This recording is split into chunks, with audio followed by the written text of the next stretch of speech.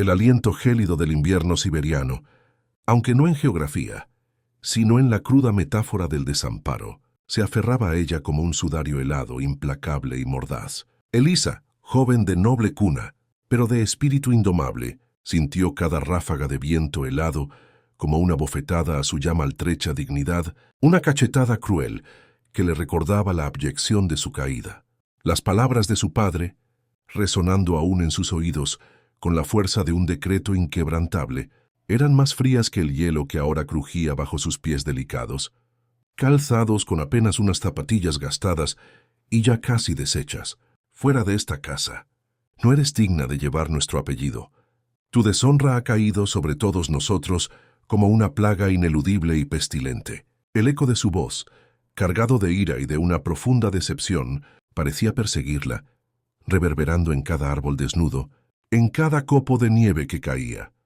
La acusación había sido una farsa abominable, un cruel montaje orquestado con una malevolencia calculada por su hermana, la envidiosa Isabela, cuyo corazón era un pozo de celos, y el cobarde duque Armand, un pretendiente rechazado que no toleró la afrenta de su desaire. Elisa había sido acusada de robar las joyas familiares, un crimen que jamás cometería, pues su corazón noble jamás se inclinaría a la bajeza, pero las pruebas, burdamente fabricadas con una astucia diabólica y una falta total de escrúpulos, fueron suficientes para convencer a un padre, ciego por el orgullo herido y la ira desmedida. Así, en medio de la noche más oscura que sus jóvenes ojos habían contemplado, bajo un cielo que lloraba copos de nieve, incesantes como lágrimas, congeladas de un dios afligido, fue expulsada de la única vida que conocía, con el corazón roto en 1000 pedazos y el alma desgarrada, por la atroz e injusta calumnia. Cada paso en la nieve profunda era una agonía lenta y tortuosa. Sus finos ropajes, pensados para el calor sofocante de los salones palaciegos, eran inútiles, una burla cruel contra la furia despiadada de la tormenta que la azotaba sin piedad. Las ramas desnudas de los árboles, cubiertas de escarcha brillante y traicionera, parecían brazos esqueléticos y huesudos extendiéndose desde la penumbra para atraparla en su desdicha inminente. El frío se le metía en los huesos, paralizando sus músculos uno a uno, adormeciendo sus dedos y pies, hasta convertirlos en bloques insensibles de hielo. Las lágrimas congeladas en sus mejillas eran pequeños cristales de dolor que se aferraban a su piel. Una máscara de sufrimiento. No había a dónde ir. Su familia la había repudiado de la forma más cruel. Sus amigos la habían abandonado como ratas que huyen del barco que se hunde, revelando su verdadera y patética lealtad, y la sociedad, siempre ávida de escándalos y de la caída de los inocentes, ya la había juzgado y condenado, sin siquiera escuchar su voz. La soledad era una bestia voraz, un depredador implacable que la devoraba lentamente, mordisco a mordisco, hasta dejarla sin aliento. Cayó varias veces, sus fuerzas menguando con cada aliento que exhalaba, con cada latido débil de su corazón. El miedo más primario se mezclaba con una desesperación insoportable, una desesperanza tan profunda que amenazaba con ahogarla por completo. Pensó en su madre, fallecida hacía años, la única que la había amado incondicionalmente, la única que habría creído en su inocencia con una fe inquebrantable. Una punzada de nostalgia aguda y de un anhelo inconsolable por un consuelo que nunca llegaría la atravesó. Un dolor más profundo que el frío físico. ¿Era este su final? ¿Moriría congelada, sola y olvidada, como un animal herido y moribundo, en el desierto blanco de la indiferencia? El paisaje, monótono y hostil en su desolación, se difuminaba ante sus ojos cansados, nublados por las lágrimas y la fatiga. La nieve continuaba cayendo sin cesar, cubriendo su figura con un manto blanco, amenazando con convertirla en parte del paisaje inerte, una estatua de hielo del sufrimiento. La conciencia comenzó a abandonarla. Un dulce y peligroso sopor la invitaba a ceder, a entregarse al olvido. Sus párpados pesaban como plomo, su respiración se volvía superficial, apenas un suspiro en la inmensidad de la tormenta. El frío, paradójicamente, ya no quemaba, ahora la abrazaba, con una calidez engañosa que prometía la liberación, el descanso eterno. Se desplomó finalmente junto a un abeto cubierto de nieve, su cuerpo flácido, su mente a la deriva en un mar de nebulosa.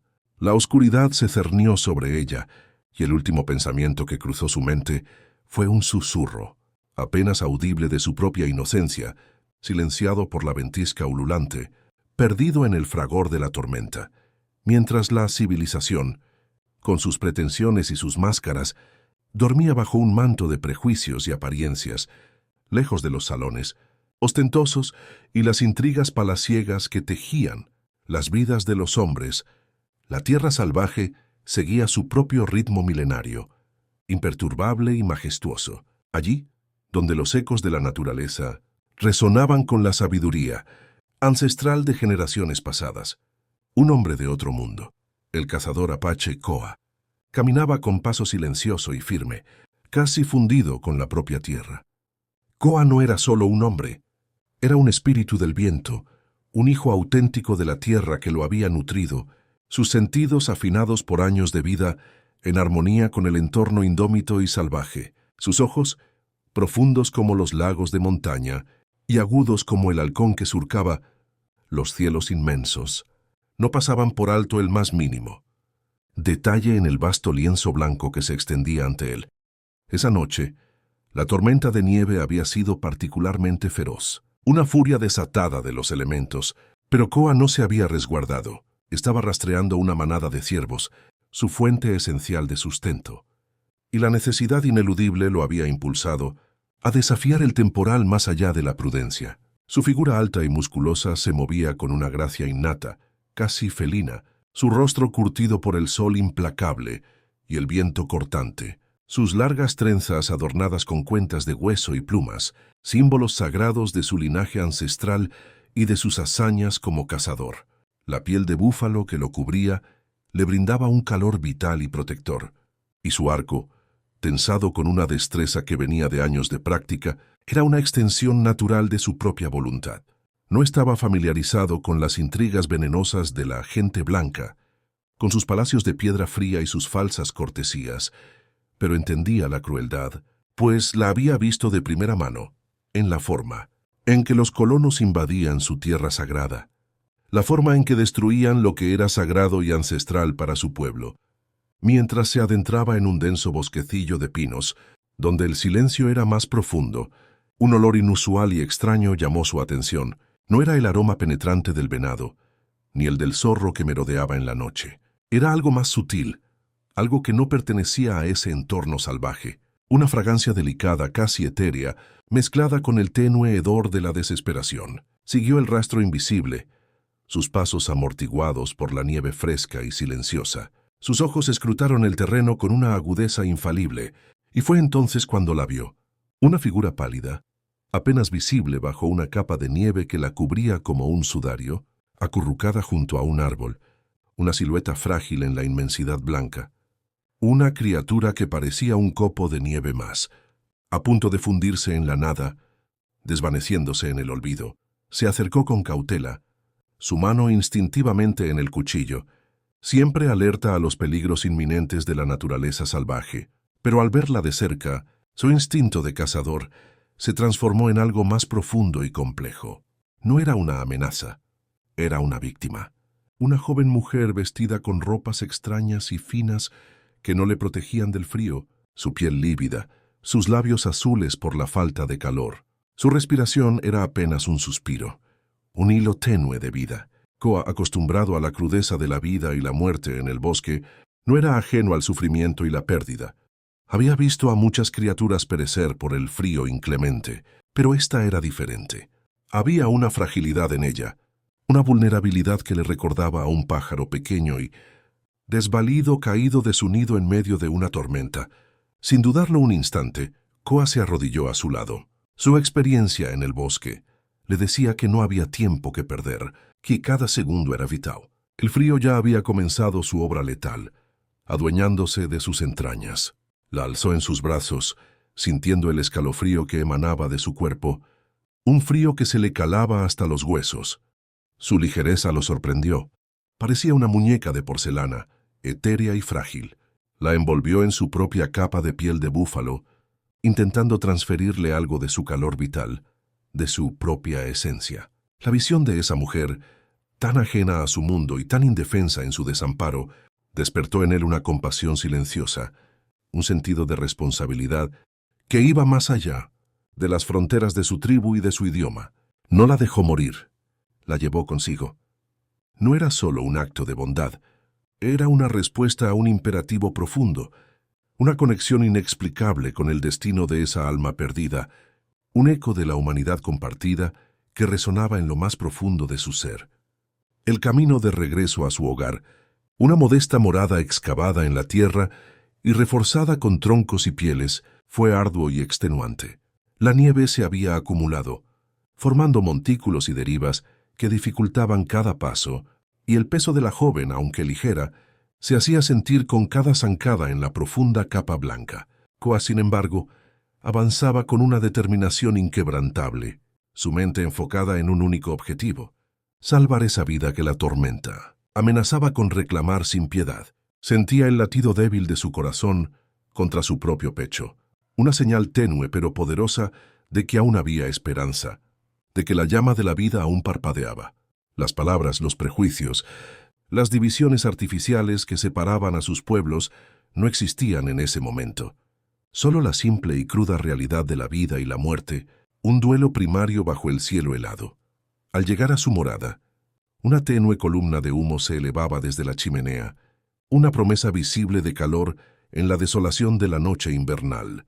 La entrada, camuflada ingeniosamente entre las rocas y los arbustos para protegerla de los elementos y de las miradas curiosas, se abrió para revelar un interior sorprendentemente acogedor y cálido. Un fuego crepitaba alegremente en el centro de la estancia, irradiando una calidez que Koa sabía que sería la salvación de la joven. El aroma a madera quemada y hierbas secas llenaba el aire, creando una atmósfera de paz y refugio que contrastaba drásticamente con el infierno helado del exterior. Depositó a Elisa con delicadeza extrema sobre un lecho de pieles, suaves y gruesas junto al fuego. Su piel estaba tan fría al tacto que le pareció estar sosteniendo un bloque de hielo inerte. Koa actuó con la eficiencia y el conocimiento que la vida en la naturaleza le había enseñado, una sabiduría práctica forjada en la experiencia. Desató sus ropas empapadas y heladas con manos firmes pero suaves, exponiendo su cuerpo delgado y tembloroso al calor del fuego. No había en sus gestos ni una pizca de vergüenza o impropiedad, solo la urgencia imperante de la supervivencia, la necesidad de salvar una vida. Frotó sus extremidades con vigor, intentando restaurar la circulación sanguínea, mientras una olla de arcilla, con agua y hierbas, comenzaba a calentarse sobre las brasas ardientes. El vapor se elevó, llevando consigo el aroma de la curación, una promesa de alivio. Con paciencia infinita, le administró pequeños sorbos de un brebaje caliente hecho de hierbas medicinales, la savia misma de los bosques, que ayudarían a calentar su cuerpo desde adentro y a combatir los efectos insidiosos del frío extremo. Sus manos ásperas, acostumbradas al arco y la lanza, fueron sorprendentemente gentiles al sostener su cabeza y acercar la taza a sus labios agrietados. No había preguntas, no había juicios, solo la silenciosa y resuelta determinación de un sanador, de un protector. La noche avanzó lentamente, marcada por el sonido del viento aullando afuera, una sinfonía de la desolación, y el crepitar reconfortante del fuego adentro. Koa se sentó a su lado, velando su sueño, alimentando el fuego con cuidado, observando cada cambio minúsculo en su respiración, cada leve temblor que indicaba la lucha de su cuerpo por la vida. Sabía que la batalla no estaba ganada. La vida era un hilo frágil, especialmente después de tal prueba devastadora. Al amanecer, los primeros rayos de sol se colaron por una pequeña abertura en el techo, iluminando el rostro pálido de Elisa con una luz suave. Sus párpados se agitaron, y con un gemido apenas audible, sus ojos se abrieron lentamente. Eran de un azul profundo, como el cielo invernal en su inmensidad, pero empañados por la unción de la confusión y el dolor latente. Su mirada, aún débil, recorrió el lugar, deteniéndose en la figura imponente de Koa, quien la observaba con una quietud serena. casi protectora. ¿Dónde? ¿Dónde estoy? Su voz era apenas un susurro ronco, sus labios agrietados por la deshidratación y el frío. Koa respondió en su propio idioma, un dialecto gutural y melodioso que Elisa, lógicamente, no entendía en absoluto. Se dio cuenta de la barrera lingüística y con un gesto simple señaló el fuego y luego su propio pecho, repitiendo su nombre, Koa. Luego la señaló a ella, esperando una respuesta a un nombre. Elisa, a pesar de la debilidad que aún la atenazaba, sintió una punzada de alivio profundo. No estaba sola. No había muerto. Con un esfuerzo pronunció su nombre, Elisa. El sonido de su propia voz, aunque frágil, era una afirmación de su existencia. A partir de ese momento, la conexión improbable comenzó a tejerse, no con palabras elocuentes, sino con gestos significativos, con miradas prolongadas y expresivas, con la silenciosa comprensión que trasciende las barreras del lenguaje. Koa le ofreció comida, carne seca y bayas que había recolectado, algo que ella nunca había probado en su vida anterior de lujos, pero su hambre era tan acuciante que comió con una gratitud sincera. Él le mostró cómo calentar sus manos sobre el fuego crepitante, cómo envolverse en las pieles para conservar el calor corporal. La observaba con una curiosidad desprovista de juicio, como si fuera una criatura fascinante y delicada que había aparecido de la nada en su bosque. Elisa, a su vez, lo miraba con una mezcla de asombro y una gratitud infinita. Sus manos ásperas, su piel cobriza, sus ropas simples, todo era tan radicalmente diferente de lo que conocía, y sin embargo su bondad era innegable, un faro de luz en la oscuridad de su desdicha.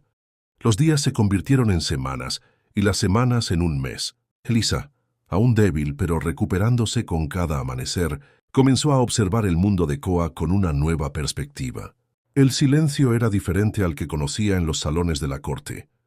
No era un silencio vacío y opresivo, sino uno lleno de vida, de los susurros del viento entre los árboles, del canto melancólico de los pájaros, del crujir de las ramas bajo el peso de la nieve. Koa la llevó a cazar una mañana, no para que ella lo hiciera, sino para que observara, para que aprendiera.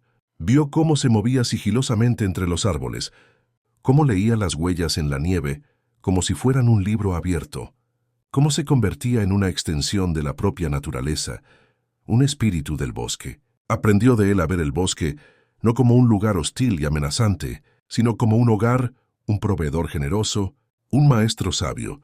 La barrera del idioma era un desafío formidable, pero también una oportunidad para una comunicación más profunda, más allá de las palabras. Koa le enseñó palabras apache, con la paciencia de un maestro, y ella, a su vez, le enseñó algunas de las suyas, con una avidez inusual. Cada nueva palabra era un puente que se construía, ladrillo a ladrillo, entre sus mundos dispares.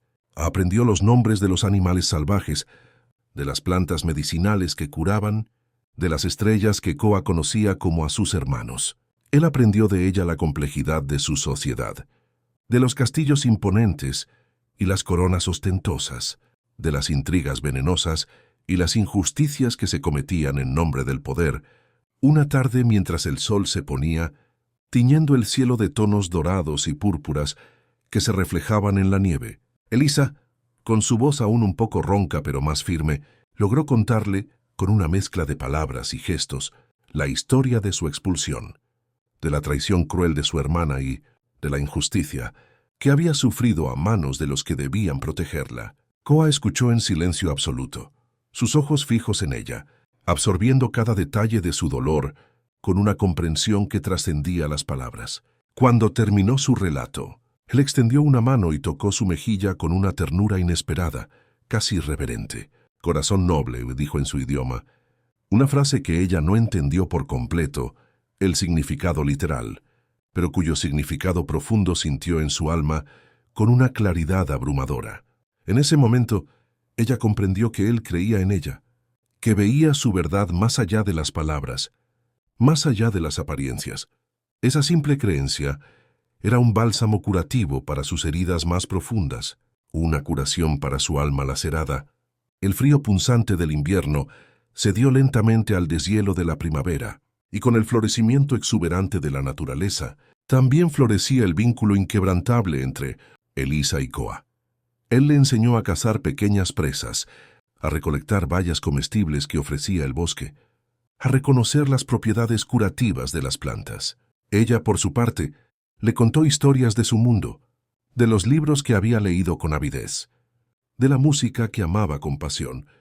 Él se reía de sus cuentos de bailes de salón, con una risa profunda y resonante, y ella se maravillaba con sus relatos de espíritus ancestrales y la profunda sabiduría de la tierra. Un día, mientras preparaban la comida juntos, Elisa tropezó y se hirió la mano con un cuchillo afilado. Koa, con la misma calma y eficiencia que había demostrado al principio de su encuentro, tomó su mano y aplicó una pasta de hierbas medicinales, vendándola con tiras de tela suave. Sus manos se rozaron y una corriente eléctrica, sutil pero innegable, recorrió a ambos, encendiendo una chispa. En ese instante, la conciencia de su conexión física se hizo palpable, ineludible. Los días se llenaron de pequeños gestos de afecto, de miradas prolongadas y significativas, de risas compartidas que rompían el silencio. Sagrado del bosque, con una alegría contagiosa, la presencia de Koa era como el calor reconfortante del sol, después de la tormenta más cruda, y la de Elisa, una melodía suave que había llenado el vasto silencio de su vida, una armonía perfecta. El amor no nació de un flechazo apasionado y repentino, sino de la lenta y paciente construcción de la confianza mutua, el respeto profundo y la comprensión incondicional del otro. Eran dos almas de mundos distintos, unidas por la adversidad que habían enfrentado y la bondad que habían compartido, construyendo un hogar no en las paredes de una casa, sino en el espacio sagrado compartido de sus corazones, un santuario forjado en el amor. Elisa se dio cuenta de que no echaba de menos su vida anterior. Había encontrado una libertad y una autenticidad en el bosque que jamás había conocido en los salones, asfixiantes de la nobleza. La superficialidad de su antiguo mundo parecía ahora un sueño distante y nebuloso, una prisión dorada de la que había sido liberada por la gracia del destino. El lujo material no se comparaba con la riqueza del espíritu que Koa le había mostrado, una riqueza que llenaba su alma. Una noche, bajo un cielo estrellado, que se extendía infinito sobre ellos, un manto de diamantes titilantes, Koa la llevó a un claro secreto, donde las flores silvestres florecían en abundancia, exhalando un perfume dulce. Se sentaron juntos, el aire impregnado del dulce perfume de la primavera, de la vida que renacía. Koa, con una voz más suave de lo habitual, casi un susurro, le habló de su gente, de su conexión indisoluble con la tierra, de los ciclos eternos de la vida y la muerte. Le habló de su soledad antes de que ella llegara, de cómo el espíritu de su tribu había sido diezmado por los colonos, de cómo había aprendido a vivir solo, confiando solo en la tierra generosa y en sí mismo. «Tú eres como un río que encuentra su camino hacia el mar», dijo Koa señalando las estrellas lejanas. «Has sido arrojada, despojada, pero has encontrado tu propio cauce, tu propio camino. Tu espíritu es fuerte, Elisa, tan fuerte como las montañas». Las palabras, aunque sencillas en su formulación, la conmovieron profundamente. Nunca nadie le había hablado así, con tanta sinceridad y respeto por su esencia más pura. Era una dignidad que su propia familia le había negado, una verdad que la liberaba. Ella se volvió hacia él, sus ojos brillando con lágrimas no de tristeza, sino de gratitud infinita y de un amor naciente que florecía en su pecho. Él le tomó la mano, sus dedos fuertes entrelazándose con los suyos delicados. En ese momento no había necesidad de más palabras. El silencio entre ellos era el más elocuente de los poemas, un lenguaje del alma. Se inclinó y la besó, un beso lento y tierno, que selló su unión bajo la inmensidad del cosmos, bajo la mirada silenciosa de las estrellas ancestrales. Era un amor forjado en la adversidad más cruda, en la humildad y en la profunda aceptación del otro, un amor que florecía en el corazón de la naturaleza salvaje, lejos de las intrigas y las falsedades del mundo civilizado. El idilio, sin embargo, no podía durar eternamente en su burbuja de tranquilidad, suspendido en el tiempo. El mundo exterior, con sus amenazas latentes y sus sombras alargadas, comenzó a extender sus tentáculos hacia ellos, como una serpiente que se desliza sigilosamente hacia su presa, implacable y decidida. La primera señal fue sutil, apenas perceptible para el ojo común. Un cambio en el patrón de las aves migratorias. Un indicio de que algo no estaba bien en las fronteras de su refugio natural.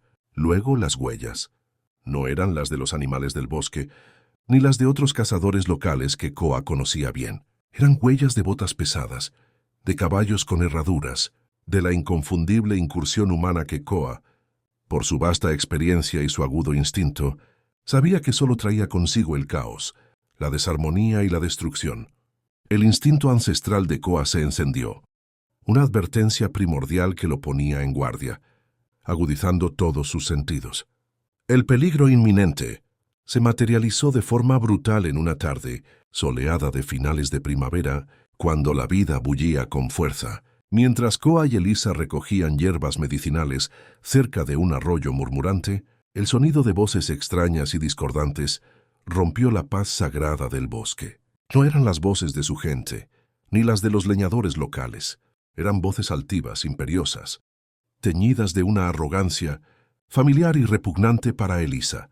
Se escondieron rápidamente entre el denso follaje, observando cómo un grupo de hombres a caballo, ataviados con uniformes militares de su propio reino, patrullaban la zona con una autoridad presumida. Llevaban los escudos de armas de su propio reino, y Elisa sintió un escalofrío que no era de frío, sino de pavor, un miedo que se le calaba en los huesos. El recuerdo de su expulsión, de la injusticia flagrante, se abatió sobre ella como un velo oscuro, sofocándola. El duque Armand no la había olvidado. De hecho, su obsesión con ella parecía haber crecido, alimentada por el resentimiento.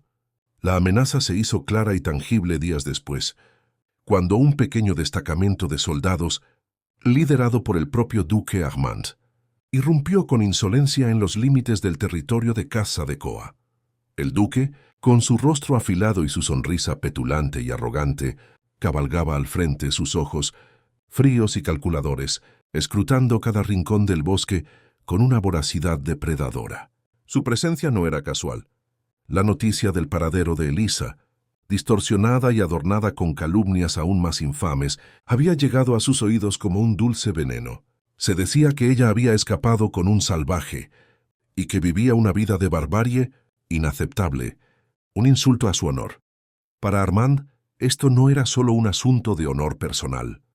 Era una oportunidad dorada de consolidar su poder y su reputación maltrecha, de demostrar que nadie podía desafiarlo, impunemente, sin sufrir las consecuencias más severas. Quería a Elisa de vuelta, no por amor o afecto, sino como un trofeo de caza, para humillarla públicamente y restaurar lo que él consideraba su honor mancillado, su imagen social. La noticia de la presencia del duque llegó a Koa a través de los murmullos del bosque, de las señales sutiles que él sabía leer en el comportamiento de los animales, en la quietud inusual y antinatural de la naturaleza. Los soldados estaban acampados a unos pocos días de viaje, buscando sin cesar, preguntando con amenazas e intimidando a los pocos colonos que se aventuraban por esos parajes. El tiempo era escaso y Precious. Koa sabía que su hogar, su refugio sagrado, ya no era seguro, que su santuario había sido profanado. Elisa lo notó, la tensión visible en su rostro, la forma en que sus ojos exploraban constantemente el horizonte con una preocupación creciente. «Vienen por mí, ¿verdad?», preguntó Elisa una noche, susurrando, su voz teñida de una resignación que intentaba ocultar el miedo. Koa la miró, sus ojos oscuros llenos de una determinación férrea y una promesa tácita. «No te llevarán. Esta tierra es tuya ahora, y yo soy tu protector. Nadie te tocará mientras yo respire». El plan que Koa ideó era audaz, arriesgado hasta la locura, pero era la única forma de enfrentar la inminente tormenta que se cernía sobre ellos. No podían huir para siempre. El duque Armand los cazaría sin descanso, con una obsesión enfermiza. La única opción era confrontarlo, pero no en sus términos. No en el campo de batalla que él eligiera. Tenían que llevar la batalla a su propio terreno, al lugar de su poder, donde la verdad pudiera ser revelada con la fuerza de un trueno y la justicia. Finalmente, prevaleciera sobre la mentira y la injusticia. El plan implicaba un viaje de regreso a la civilización, a la ciudad de donde Elisa había sido expulsada con tanta crueldad. «Debemos ir a la ciudad», dijo Koa, sorprendiendo a Elisa con su audacia. «Allí es donde reside su poder, pero también es donde su engaño será más evidente, donde la gente podrá ver su verdadera naturaleza». Elisa sintió una mezcla vertiginosa de miedo y una extraña y creciente resolución. Volver a ese lugar, a esos rostros que la habían despreciado y humillado, era aterrador, una perspectiva que le encogía el estómago. Pero no podía permitir que la mentira siguiera envenenando su vida, que la calumnia la persiguiera por siempre. «¿Pero cómo?» «No tengo pruebas. Nadie me creerá. Su palabra es ley allí. La verdad es una fuerza poderosa». «Elisa», respondió Koa, su voz tranquila pero firme, con la resonancia de las montañas. «Y yo estaré contigo. La gente verá lo que la maldad ha hecho y lo que la bondad ha curado. Tus ojos, tu espíritu serán la prueba». El giro inesperado del plan de Koa no solo era enfrentar a Armand en su propio terreno, sino exponerlo públicamente, no solo por la injusticia contra Elisa, sino por su corrupción intrínseca y sus crímenes ocultos, que Koa había estado descubriendo. Koa había estado observando. Él, con sus sentidos agudizados por la vida en la naturaleza, había detectado la presencia de hombres que no eran soldados, sino forajidos y mercenarios, trabajando bajo las órdenes del duque, operando en las sombras. Había escuchado sus conversaciones furtivas, había visto sus movimientos turbios, había descubierto que Armand no solo había orquestado el robo de las joyas de Elisa, sino que también estaba involucrado en un esquema de extorsión a los pequeños terratenientes locales, utilizando su posición de poder para enriquecerse a costa de los inocentes y desamparados. La acusación contra Elisa había sido una cortina de humo elaborada, un desvío de la atención de sus verdaderos delitos, un engaño para encubrir su propia villanía. La travesía de regreso fue una prueba de resistencia tanto física como mental. Koa, con su conocimiento íntimo del terreno, los guió por caminos poco transitados, senderos secretos y olvidados, evadiendo los puestos de avanzada del duque con una astucia impresionante. Elisa, aunque vestida con ropas sencillas de cazador que Koa le había confeccionado con esmero, había recuperado su fuerza y su determinación. Ya no era la joven frágil y asustadiza que Koa había encontrado al borde de la muerte. Se había transformado en una mujer fuerte, curtida por las inclemencias de la naturaleza, con una nueva dignidad forjada en la adversidad, una dignidad que le venía del corazón y del espíritu. Al llegar a las afueras de la ciudad, se detuvieron. La vista de los altos muros de piedra, de las imponentes torres que se alzaban hacia el cielo, la llenó de una extraña mezcla de emociones, temor reverencial y una creciente resolución. Era el lugar de su sufrimiento más profundo, pero también el lugar de su redención. Koa le entregó un pequeño saco de cuero, algo pesado. «Esto te ayudará», dijo. Dentro había algunas de las joyas que Elisa supuso que eran parte de las que supuestamente había robado, pero también había documentos que Koa había logrado recolectar con increíble astucia, pruebas irrefutables de la extorsión de Armand y de los testigos que había forzado a mentir bajo amenaza. Koa, en su tiempo en el bosque, había aprendido a observar no solo la naturaleza, sino también la naturaleza humana, en sus incursiones ocasionales por los asentamientos de los colonos. Había visto el sufrimiento causado por Armand y su sentido de la justicia, tan arraigado en su cultura apache, no podía permanecer inactivo ante tal injusticia. El plan era simple en su concepción, pero arriesgado hasta la temeridad. Elisa debía presentarse en el juicio público del duque Armand, que se había convocado para consolidar su poder y dictar sentencias sobre varios agitadores locales, entre ellos algunos de los terratenientes, a quienes había extorsionado sin piedad. Koa, mientras tanto, se infiltraría en la ciudad, buscando a los testigos clave y presentándolos en el momento oportuno, como piezas de un rompecabezas. Era un juego de ajedrez de alto riesgo, y cada movimiento debía ser preciso y calculado con la máxima exactitud. El día del juicio llegó con una atmósfera densa y cargada. La gran sala del tribunal estaba abarrotada hasta el punto de la asfixia. La élite de la sociedad, los nobles engreídos y los ciudadanos curiosos, todos estaban allí, ansiosos por presenciar la caída de los supuestos enemigos del duque, sedientos de espectáculo. El duque Armand, sentado en un estrado elevado, sonreía con una complacencia repugnante, seguro de su victoria ya cantada. Su hermana Isabela estaba a su lado, su rostro lleno de una falsa piedad y una hipocresía que solo Elisa podía ver. Cuando el nombre de Elisa fue mencionado por el heraldo, un murmullo de sorpresa incrédula recorrió la sala como un escalofrío. La deshonrada princesa, a quien se creía muerta o perdida en la barbarie de las tierras salvajes, apareció en la puerta de la sala. Su entrada fue silenciosa, casi fantasmal, pero su presencia, en ropas humildes pero con la cabeza en alto, irradiaba una fuerza inesperada, una dignidad que desarmaba. Elisa no era ya la joven delicada y asustada que habían expulsado. Era una mujer con la mirada serena de la montaña, con la quietud profunda del bosque, una dignidad inquebrantable que no podía ser tocada por las calumnias ni las mentiras. Los ojos de Armand se abrieron desmesuradamente con asombro, y luego con una ira incontrolable, su fachada de calma resquebrajándose. Isabela palideció visiblemente, su sonrisa falsa desapareció por completo, revelando la ansiedad en su rostro. «Elisa, ¿cómo te atreves a presentarte aquí, a profanar este sagrado recinto?», exclamó el duque, intentando recuperar el control de la situación, de la narrativa. «Vengo a reclamar mi honor, duque, y a exponer su vergüenza, su verdadera cara», respondió Elisa, su voz clara y firme, resonando en el silencio atónito de la sala, con una autoridad que no le conocían. Elisa, con una elocuencia que sorprendió a todos los presentes, incluso a sí misma, comenzó a narrar su historia, no con lamentos ni quejas, sino con la fría y cristalina claridad de la verdad. Habló de la traición urdida, de la falsedad de las pruebas fabricadas, de su expulsión cruel y de su lucha por sobrevivir. Y luego sacó el pequeño saco de cuero. De él extrajo las joyas y los documentos, las pruebas irrefutables que Koa había recolectado. Las joyas, algunas de las cuales habían sido recuperadas por Armand y presentadas como evidencia de su culpabilidad. Tenían marcas y detalles que solo Elisa y su madre conocían íntimamente.